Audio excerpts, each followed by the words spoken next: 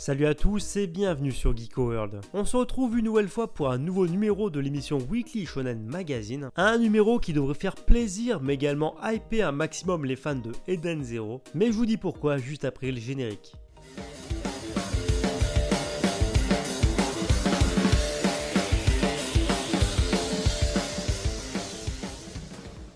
Et tradition oblige, on commence avec la couverture de ce nouveau numéro. Et en couverture du Weekly Shonen Magazine cette semaine, on retrouve le désormais extrêmement populaire Kuko Science Kaku no Inasoke, que je n'ai même plus besoin de présenter au vu de sa popularité grandissante. Le manga qui explose de plus en plus les records a donc le droit cette semaine à une belle mise en avant dans le magazine via l'édition digitale. Bien entendu, le manga cette semaine ne se contente pas de la couverture, mais s'offre également un séjour de luxe avec le lead color du magazine, avec une double page absolument drôle, belle et rafraîchissante qui transpire l'été. De belles demoiselles en yukata, difficile de faire mieux. Le FC Blue Lock, à qui je fais une dédicace cette semaine, sera sûrement ravi par la page couleur dont bénéficie le manga également. Là où je trouve qu'elle se démarque vraiment cette page couleur, c'est qu'on retrouve nos héros de Blue Lock en uniforme scolaire et non pas en short de foot, ni en crampons d'ailleurs, et ça pour le coup ça change pas mal. Bon, par contre c'est vrai que c'est bizarre de voir nos héros bouffer des saucisses, mais bon, à la limite pourquoi pas. Et la dernière page couleur cette semaine revient à Mao ni Sasake Trick, avec une page couleur sublime elle aussi. Sincèrement ce manga il me fait de plus en plus de l'œil, faudrait vraiment que je me mette rapidement à jour sur la publication du manga parce que pour l'instant je me suis arrêté au chapitre 1. Et maintenant sans plus tarder passons au classement, un peu moins chargé qu'à l'accoutumée à cause de plusieurs séries en pause dans ce numéro. Placé cette semaine en trio de fin, bien entendu on retrouve les classiques To Your Eternity à la 20e place, avec juste au-dessus Orient Samurai Quest. Malheureusement ce manga est vraiment maudit j'ai l'impression. Et pour compléter le trio de fin on retrouve Nare no Ate no Bokura, Beyond Good and Evil.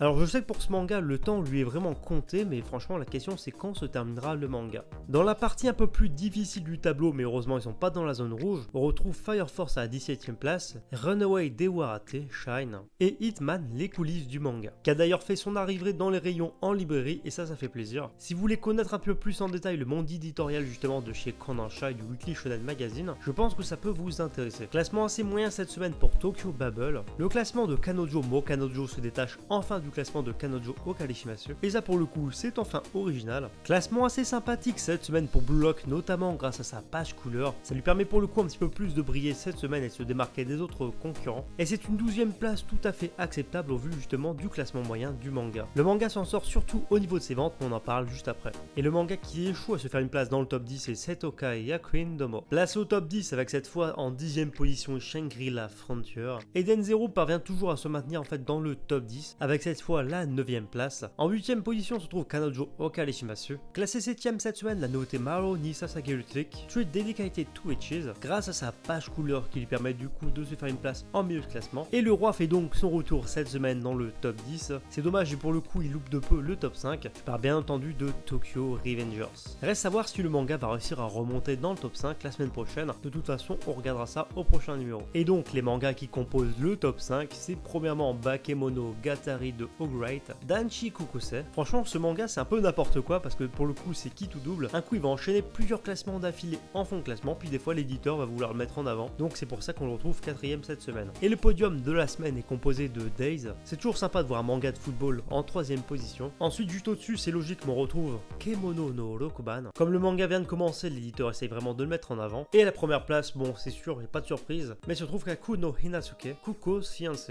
Où là aussi franchement je vais passer rapidement dessus parce que franchement il n'y a plus grand chose à dire. Le manga cartonne et c'est juste un truc de dingue. Au prochain numéro de Weekly Shonen Magazine, on sera déjà le numéro 43. Kanojo Mo Kanojo bénéficiera justement de la couverture et du lead color. Danchi Kokosei reviendra également en force la semaine prochaine grâce à une page couleur. Et la nouveauté Kemono Rokuban bénéficiera de pages bonus avec un chapitre beaucoup plus conséquent de 34 pages. Rapide point sur l'actualité pour un point que je vous ai teasé juste avant. En effet, le site japonais famitsu.com a révélé ce mercredi 16 septembre que le manga Eden Zero de Hiro Mashima allait faire l'objet d'une adaptation en jeu vidéo. Alors pour l'instant on n'a quasi aucune info concernant ce jeu vidéo pour le moment, mais il a été notifié que plus de précisions concernant ce nouveau jeu arriveront lors du stream du Tokyo Game Show le 26 septembre prochain. La seule information qu'on sait pour l'instant c'est que c'est l'éditeur Konami qui sera justement aux manettes et aux commandes de ce jeu vidéo. Et à noter également qu'il a été dévoilé que lors du prochain stream du Tokyo Game Show, de nouvelles informations concernant la future adaptation en animé de Eden Zero débarqueraient. Alors bien entendu je reviendrai vers vous très prochainement pour pour faire le point sûrement la semaine prochaine sur toutes les news qui tomberont par rapport à l'anime. En tout cas perso je suis impatient d'en apprendre plus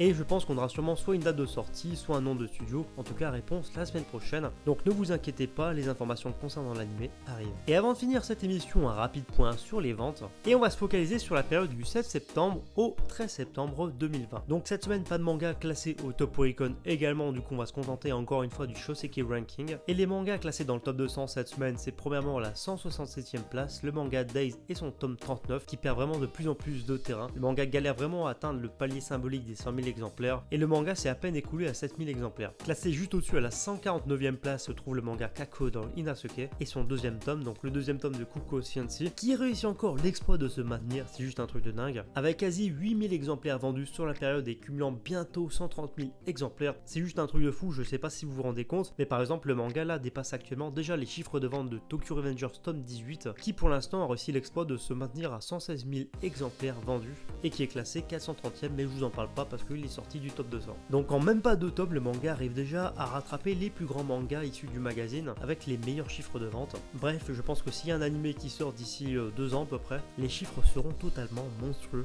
et on aura sûrement des résultats encore plus impressionnants que ce qu'on a vu pour The Quintessential Quintuplets. Le manga arrive encore une fois à se maintenir à une excellente place, c'est Blue Lock et son 10e tome qui s'est vendu à quasi 9000 exemplaires cette semaine et qui se rapproche de plus en plus des 100 000 exemplaires écoulés, c'est vraiment cool. Et on voit que sur ses 28 premiers jours de vente, comparé à ses concurrents, le manga arrive vraiment à rester stable et ça c'est vraiment cool.